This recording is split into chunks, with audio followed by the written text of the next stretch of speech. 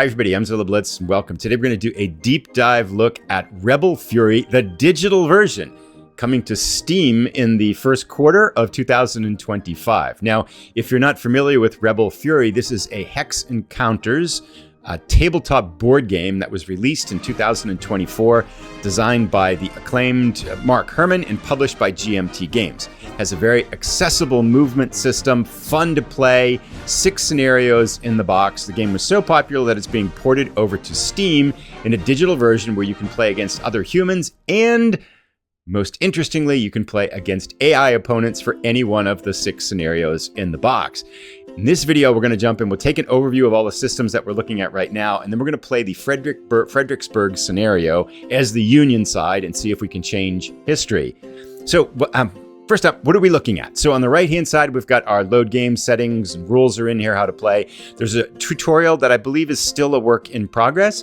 By the way, this is a beta version, so disclaimer, there may be bugs. Some of the things might change between now and the final release, which is slotted on the Steam pages, listed as the first quarter in 2025. So maybe not long to go before Hexes of War, which is developing this digital version, finishes up on the project. But most importantly, above my head here, we can see 2 things: play on this PC or play online. So you'll be able to play against human opponents in the final version as well. Now, let's check out then here, play on this PC and see what we've got.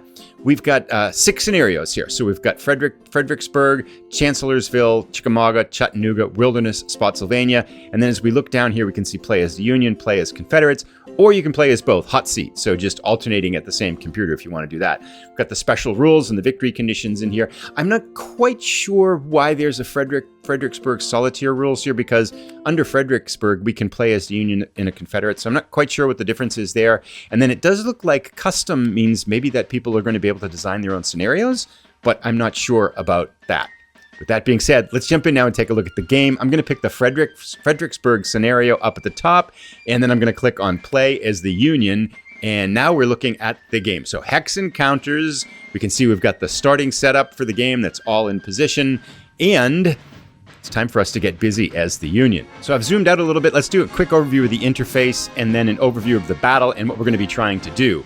Up at the top, we have this yellow bar, which is going to guide us through the next actions that we need to take. It's really helpful for learning the game and for kind of streamlining gameplay. So the first thing it's asking for us is to place our headquarters, who is Burnside. This is our general that's leading us in this battle. We are blue as the Union, so that's the first thing we're going to need to do is to place him, but let's not jump too far ahead of ourselves. On the left-hand side, we can see the different phases. It's kind of covered up by this headquarters box. We'll check out those in a moment. Then we can see that right behind me here, it's kind of covered up, but we've got 2 turns. So December 12th p.m., December 13th a.m., and December 13th p.m., which is behind me right here. Then we have our map with all our units. We are the blue in the northeast corner of the map here. We can see up here, if we zoom in on the town of Fredericksburg here, and then we have Confederate forces that are lining up in these entrenchments on this little bluff to the west and south of Fredericksburg. And if we zoom out, we can see with the mouse wheel, we can see the whole map here, a rather large map. However, this scenario is contained for the most part to this northeast corner of the map. So we're not really going to have to worry about vast tracts of movement here. It's a very simple set of victory conditions for the Union forces and for the Confederate forces. On the right-hand side, we can see the mini-map. There's also an off-map display. If I click on that, we can see the off-map display. So you can sometimes move units around the edge of the map to bring them back in different points. In this Fredericksburg scenario, it's very limited. Most of these with the blue X's are off limits. So we really can only bring units into this K spot here, which is kind of back where we have our start here. We can see the K up here. So if we use off-board movement to bring those units in, that's where they're coming in. Now, we have a cluster of a number of forces here that are infantry forces on either side of the river, and we can see the Confederate forces in position here. Let's talk a little bit about what we're trying to do, what the battle was about, and how we might win. So Fredericksburg, the battle itself was fought, as we can see at the top, December 12th and 13th, 1862. It was a catastrophic defeat for the Union forces. Our objectives here, we can zoom in here. We're supposed to take these red hexes. There are 7 victory point hexes. In order for us to win, we need, as it says in the bottom right side, bottom right hand corner, 4 hexes needed for victory. Currently, the Confederates have all 7. So somehow we have to get our forces across the river, over here, and slam into these entrenchments here and knock out the Confederate forces. Now, I've played this scenario 3 times before to try to get these, as the Union, to try to get these entrenchments and win the game. I've yet to capture a single entrenchment. The first time I played, I played the board game once, a physical board game once at a conference in November, and so I was kind of still fuzzy on the rules. So to get used to the rules, I kind of played this once the first time. I didn't know what I was doing. I got kind of massacred. Second time I came up with a plan, which was to, over here on the right side, you can see all these Confederate units down here on the right side. I tried to block them up by sending some screening forces over here, and then sent our forces up into these entrenchments to try to take them.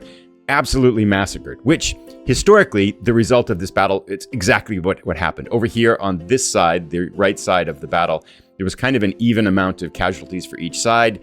But the Union forces tried to assault these entrenched Confederate positions and got decimated. The Confederates, for every Confederate casualty in this section of the battlefield, the Union forces had 8 casualties. So it was an 8-to-1 casualty rate, got absolutely torn apart, a catastrophic defeat for the Union forces in the historic Battle of Fredericksburg. So that's what I did the second time I played. Third time I played, I said, let's be smarter. Let's, instead of slamming into these entrenchments here, I wonder if we could come up here in this hole in these entrenchments. There's no forces here. Plug up this over here, come up through here, and then sweep around and come in on the, what is on the screen here, the right flank of the Confederate entrenchments and take them. The problem is you only have 3 turns. There's not enough time to do that in a day and a half. So that didn't work. We got gummed up in here. The battle got slogged down. The Confederate force is actually pretty strong and kind of pushed us back here. I put a last desperation charge up into the entrenchments again. Didn't work. Total defeat. I almost captured 1 spot though. So the question is, what are we going to try to do in our 4th plan? Let's come up with a strategy and see if we can execute it. I think I'm convinced the only way to take these with the time given is a direct frontal assault. So we're going back to slamming our forces into these entrenchments. But this time I think I have mobility and movement down a little bit better. I'm going to try to mass our forces here so we can basically send 3 waves in 3 turns and try to hit these forces. Also, Ransom's division here is a non-star. It's regular division, whereas McLaw's has got 2 stars we can see. That's a tougher target. So I think we can try to pick on Ransom here, and then maybe over here where Pickett's is also not an experienced division. So maybe we can try to hit these holes a little bit harder and punch up through here. Because I think if we can get a foothold in the entrenchments, we might be able to take them. Meanwhile, I'm going to send some forces up here to see if we can slow down these Confederate forces trying to cut across from the right here. We don't want reinforcements to get into the entrenchments, and we don't want them to come down and threaten our pontoon bridges and the river down here. So we do have to kind of put enough attention on this flank in order to be able to execute this plan up here. But I want to try to do that over on the right flank here with as minimal amount of force as possible. That's our plan. Let's jump in and get started.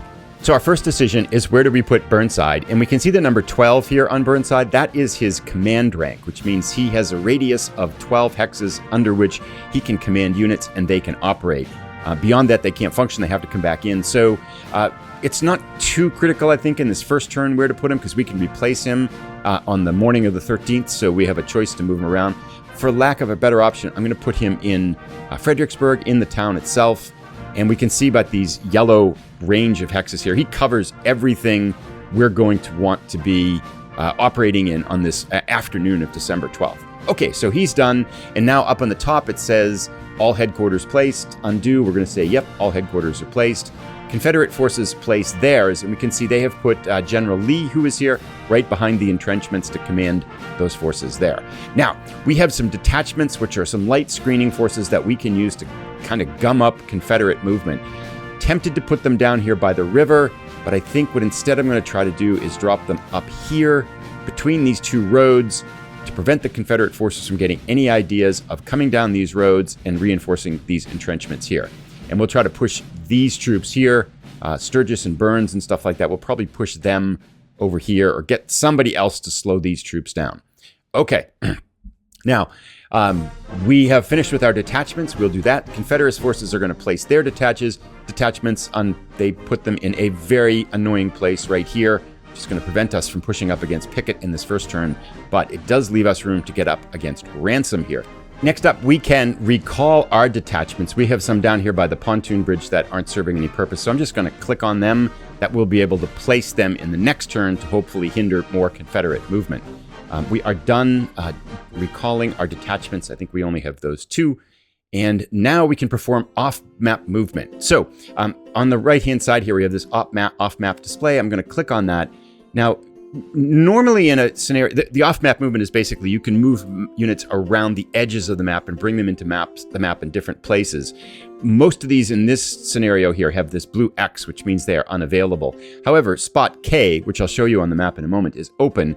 So we definitely want to get this cavalry down here to the Union camp to be able to bring into on this location K. So once we do that and we close up and we look up here, here is spot K on the map. And so that's just on the other side of the river here. So we can bring those forces in, bring them across the pontoon bridges with the Union forces have already constructed, and get them into the battle up here as well. So we are done with our off-board movement. And now we may move a unit. And we can see that the game is tracking on the left-hand side. It's tracking all the command phase, the sequence of play. We're down to the movement phase, and then the attack phase, and then the end phase. Before we start moving units around, let's talk a little bit about movement in the game because it's the heart and soul of the Rebel Fury system that's in here.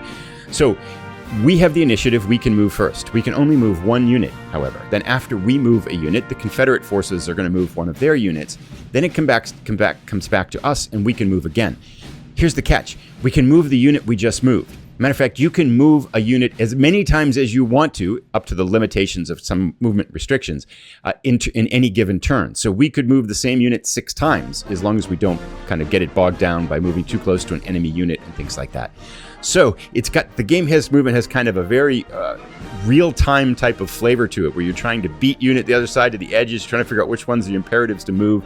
Very cool movement system. It doesn't sound like it should work, but it works really well. It's very, very cool. Now, the other thing that can happen is units here, I'm going to click on this little box beside my head here that says Show Zone of Control and Zone of Influence, ZOC and ZOI. I'm going to click on a unit here. We can see that Burns has what are called zones of control and zones of influence. And simply speaking, a zone of control extends usually into the hexes right beside the unit. Here, Burns doesn't, because it doesn't go across rivers and stuff. But zones of influence are 2 hexes away from the unit. Once you move into an enemy unit's zone of influence, you shift from this march formation, which has a movement of 4, to a battle formation, which has a movement of 1. So we're going to try to get Burns's force here, all the way over here, and try to gum up the Confederate movement to come down here and try to plug us up. Ideally, I would keep these together, because they all have an R, which means that's the divisional integrity for the right side. But I really don't want these Confederate forces coming down this road and messing up our move. And I think that's what will happen if we don't plug this up. So we're going to take Burns. I want to avoid going across the pontoon bridge here, because that will move it into this unit's 2 units away. That will make it flip over here. Instead, we are going to turn these off because they're kind of annoying to see as you're moving. Exactly. We're going to move over here. Burns is going to come across here, come across the river. We're going to follow the road, because if you stay on the road, you have a movement of 8 instead of 4. We're going to come down here, come down here, down here, and we cannot go further. When you use the road movement rate, you can't go within another enemy unit's zone of influence. But actually, let's go back 1, because we're going to stay on the other side of the river. I think that'll help us. Okay, so that's good. We have moved this unit. We're going to end our move. And now the Confederate forces are going to move. Yes, here comes Hill. He had to move within 2 of us, so he had to stop there. That's fine. We're going to just try to block the Confederate forces right around this Mansfield farm here, along the road on the other side of the Rappahannock River. Okay, so now it's our turn to move another unit. Let's get going here. There is going to be, I'm not quite sure why this happens, but when we move units down here to the river, they seem to shift into the kind of the combat formation. And I'm not quite sure, because there isn't a unit within zone of influence here, but it's happened in the times I've played before that. But anyway, let's get Sturgis across the river now, and we'll send this 9th division here onto our right side. We'll try to keep them together to plug up the right side here.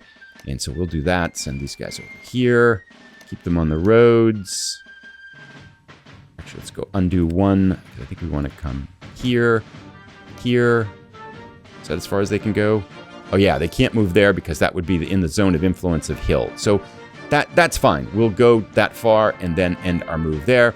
Now the Confederate forces coming down. That's perfect. Okay, let's get Getty moving over here. We're going to move him across the pontoon bridges up here, and that's the end of his movement. Excellent. We're doing this is so far so good, I think. Okay, here comes more Confederate forces.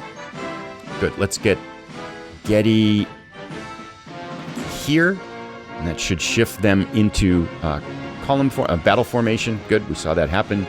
Excellent. And I want to see if I can get Sturgis up onto this cliff. No, I can't. Okay, so there's detachments there, the ghost detachments that have slowed us down. Okay, but that's fine. We're doing okay here on this right flank. I'm pretty happy with how things are going so far. All right, we're gonna move Sturgis up here. Perfect. That's excellent. We'll end their move there. They're kind of isolated, but the callous thing about this is that Union casualties don't factor into the victory. So I think we have to ignore how many troops we're going to lose here. It's going to be a bloodbath. I'm fine with how we've set this right edge now. That's a minimal amount of troops. I think the Confederates will really beat us up here, but that's okay.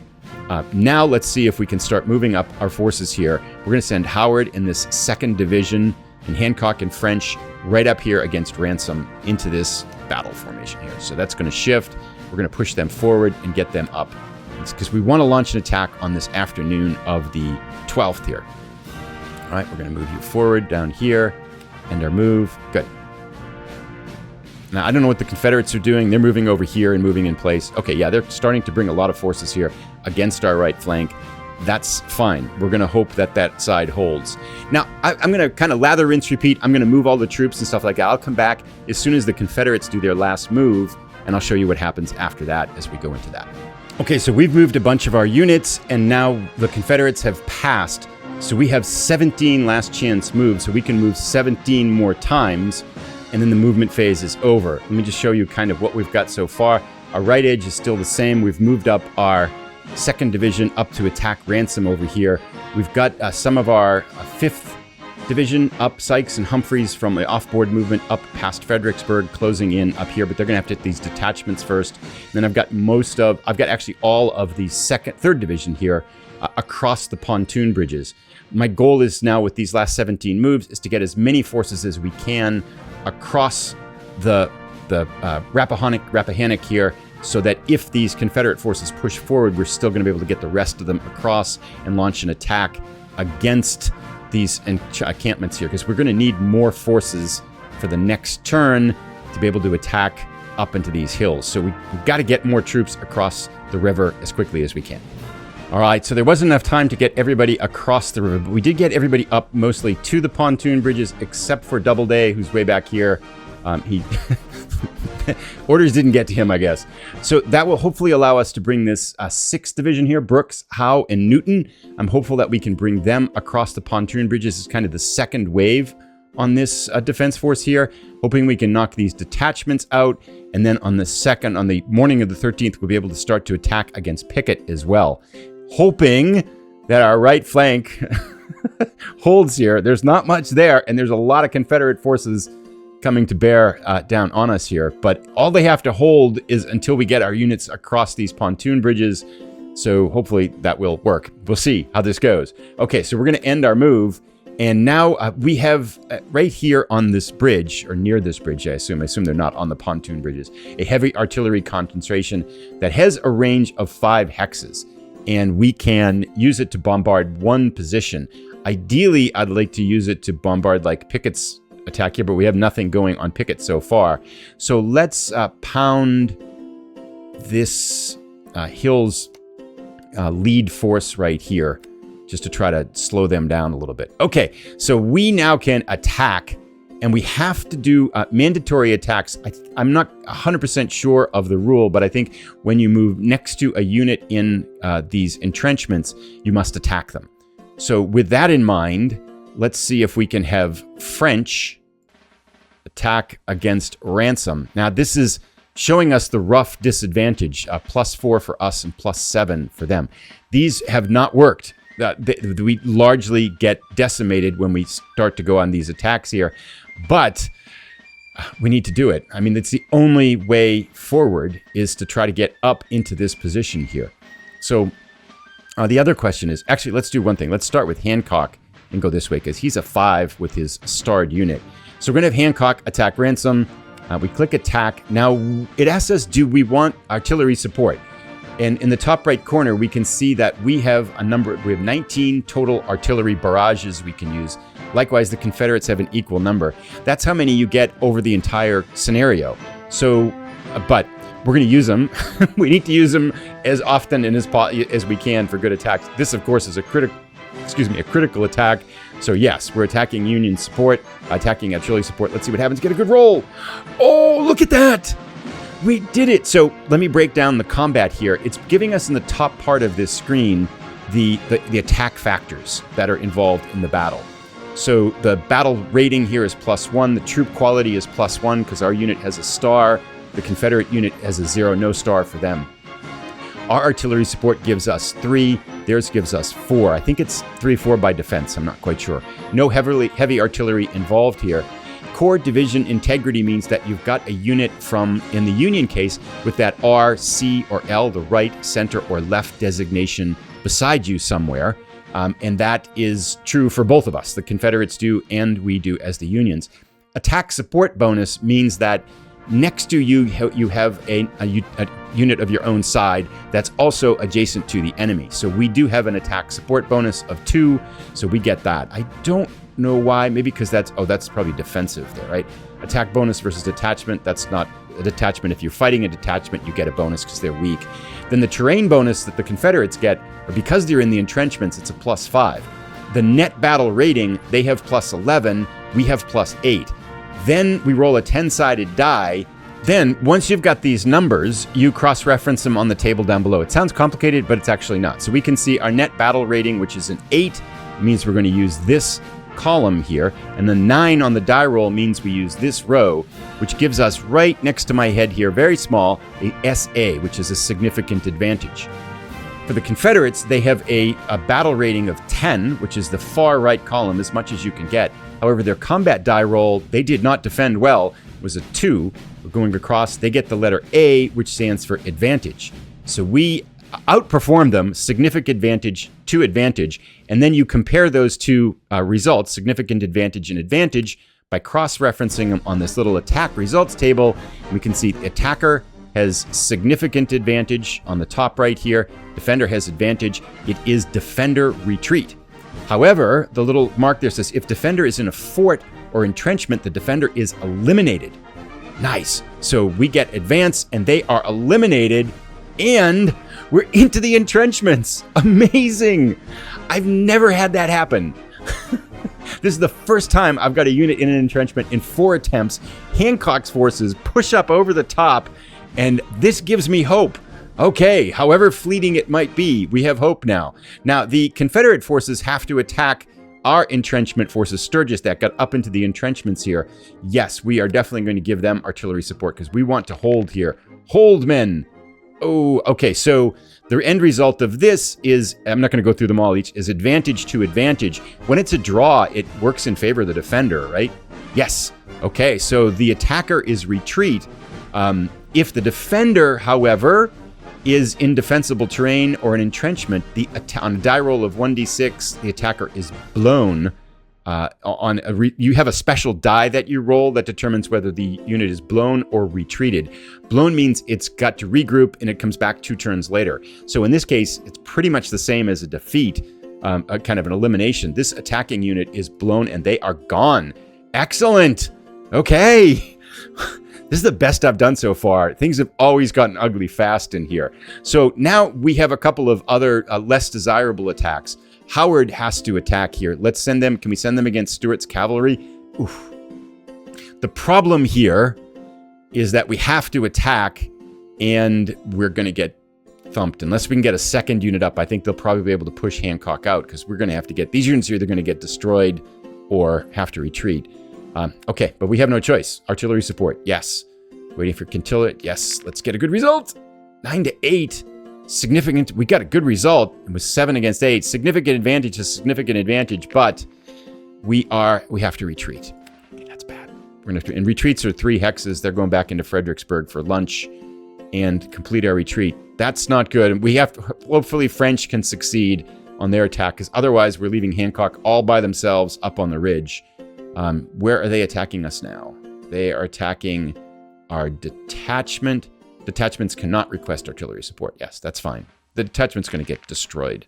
They're brave lads, but yeah, significant. They are eliminated. Yeah, okay. So, but that's okay. They did their job. That's good. Okay, we have one more mandatory attack over here, which is French's division coming up against Ransom's division. It's not going to go well, is it? Artillery support, absolutely. Come on, boys. Let's get over. Oh, disadvantage to advantage. We had a chance. They only rolled a 2. We needed a good roll, however. Defender blown, and we are blown. Okay, so that means they are gone, and they'll come back. If you look beside my head here, we can see 0 + 1. So this is on the 3rd turn, they will return. But Hancock grabs a hold in the entrenchments, but I can imagine the Confederate response is going to be swift and determined. Okay, back down here, over here on the other side of the river on our right flank, however. Let's see if we can hold. We're going to give them artillery support. Burn it up, boys. Come on, hold on. Oh, look at that. The attacker for the Confederates gets an 8. We get a 2. Significant advantage to disadvantage. It is defender blown. Okay, so they're punching through our right side. We might need to plug this hole with more forces here. Okay, unit attack by choosing 2 opposing units and then click attack. Do we want to attack AP Hill here? 4 against 6. No, let's, I think we're going to let them come at us here. And with that in mind then, we can also attack up here on the flanks, right? We could do that.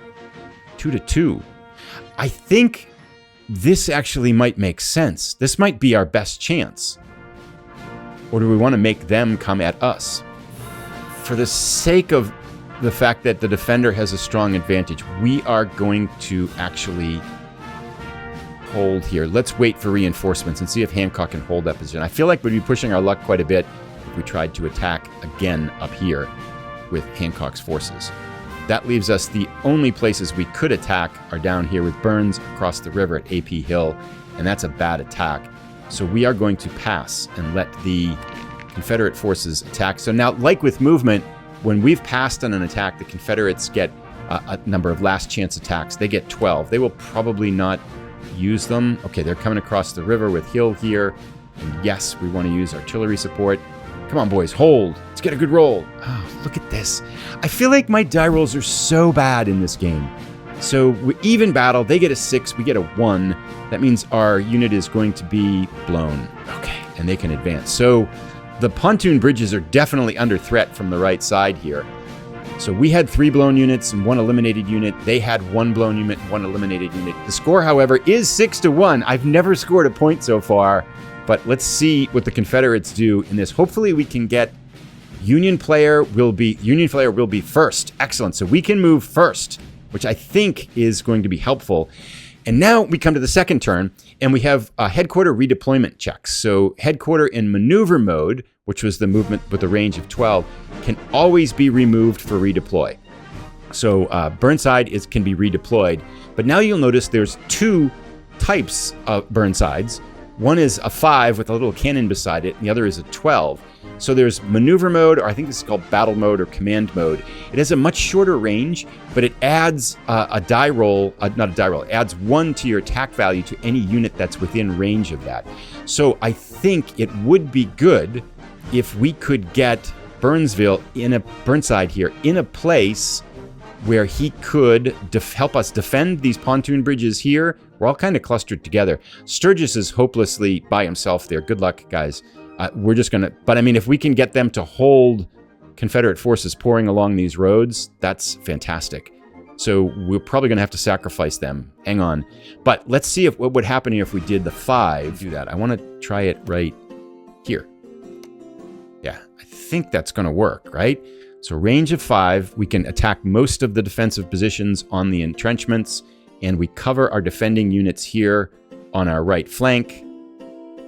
We do not get these 2 units here, and then I'm not sure quite yet what happens if a unit is out of command range. I think they have to move as quickly as they can into command range, which is fine.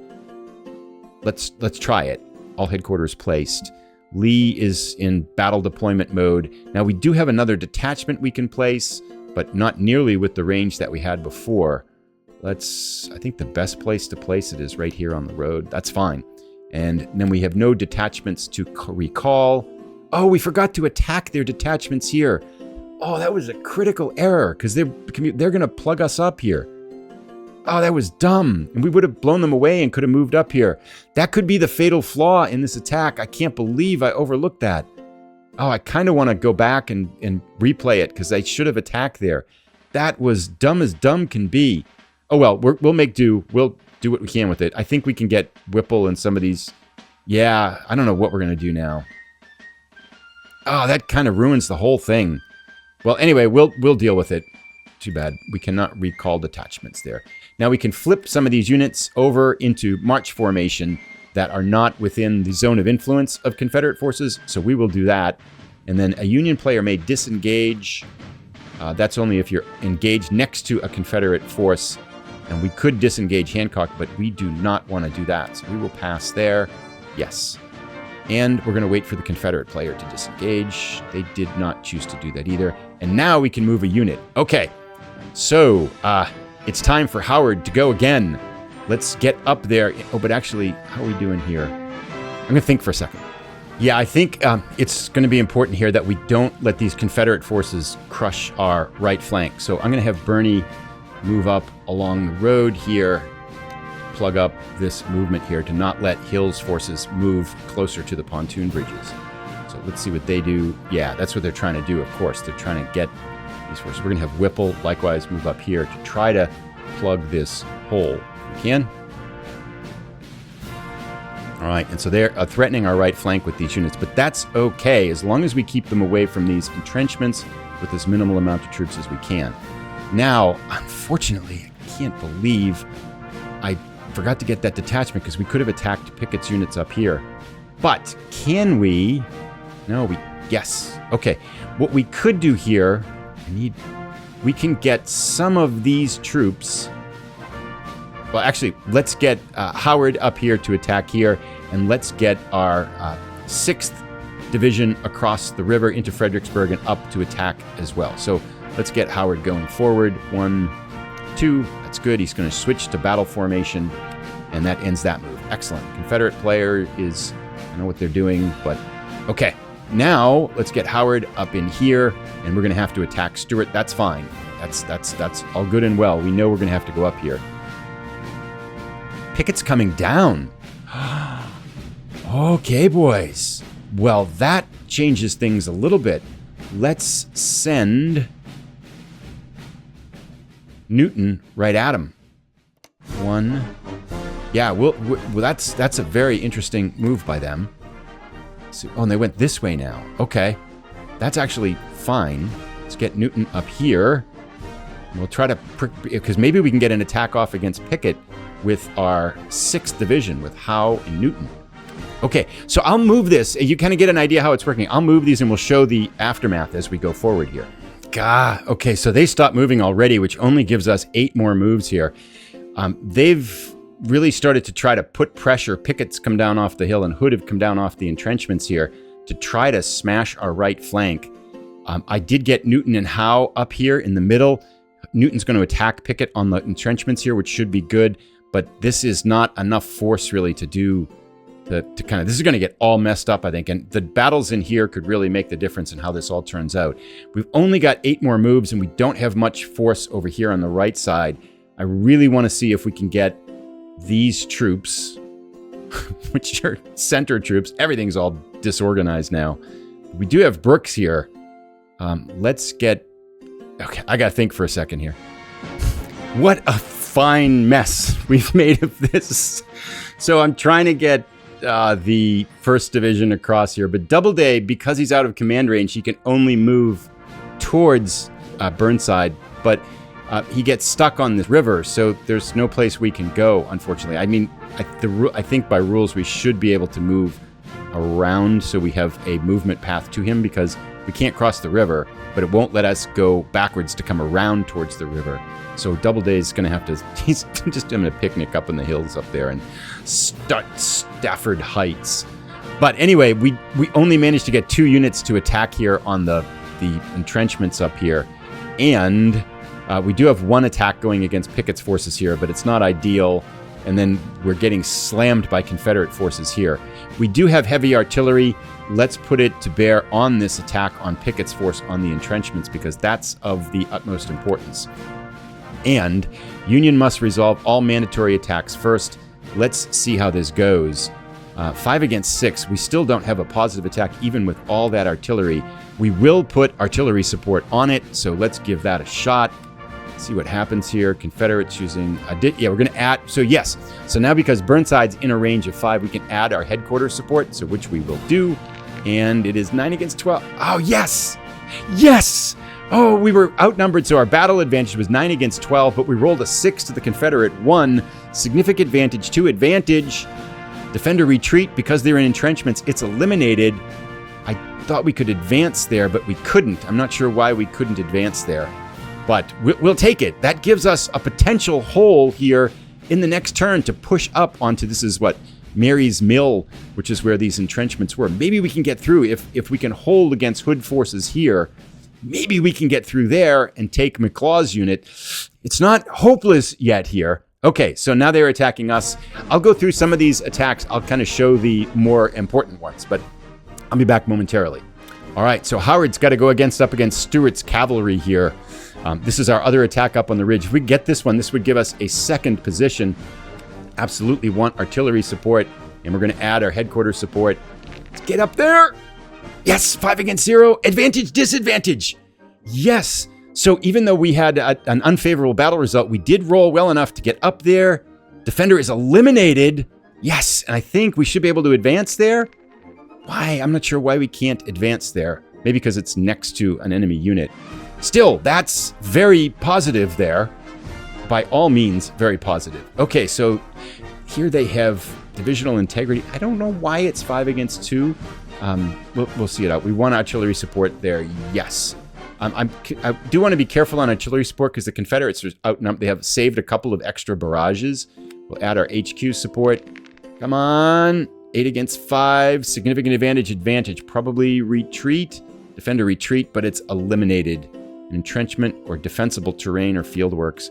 Okay, they punched a hole there. That's fine. That was our last... Oh, we do have another mandatory... Oh, because we didn't get through there.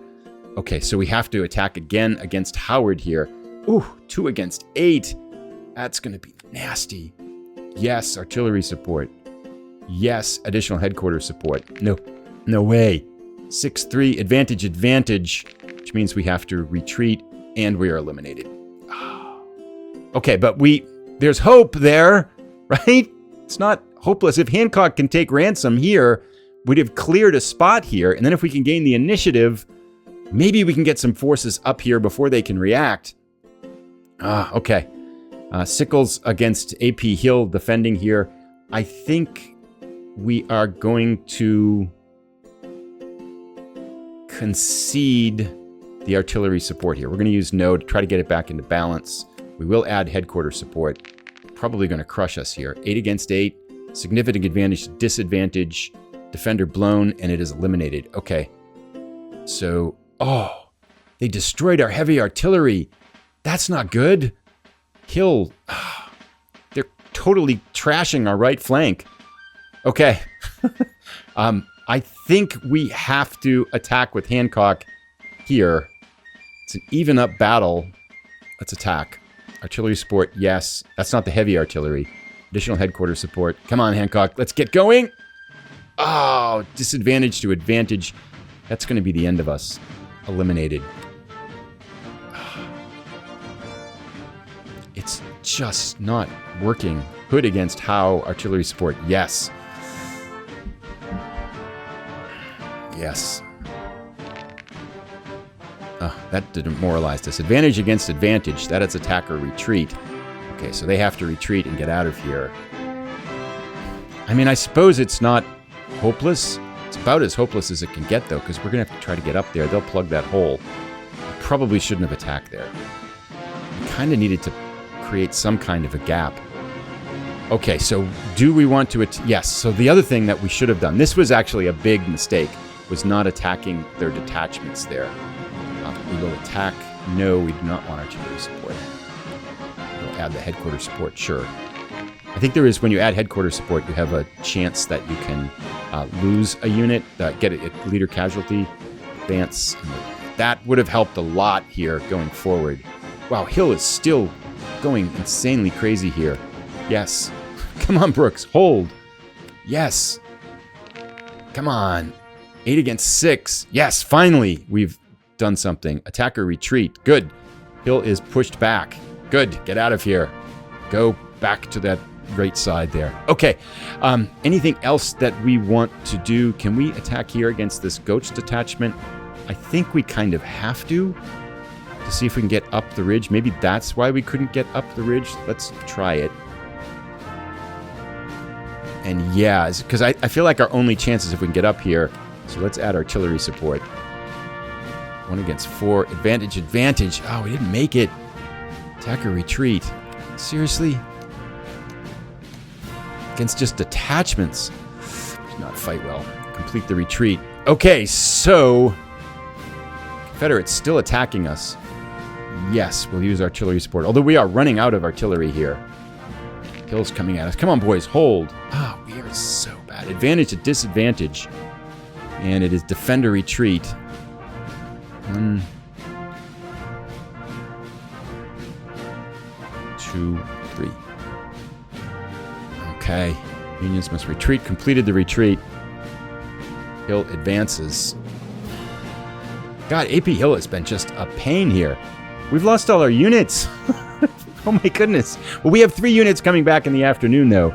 But gosh, we've been thrashed here. Okay, I'm going to play out the rest of this, and we'll take a look at the aftermath here. But I think we're pretty much done here.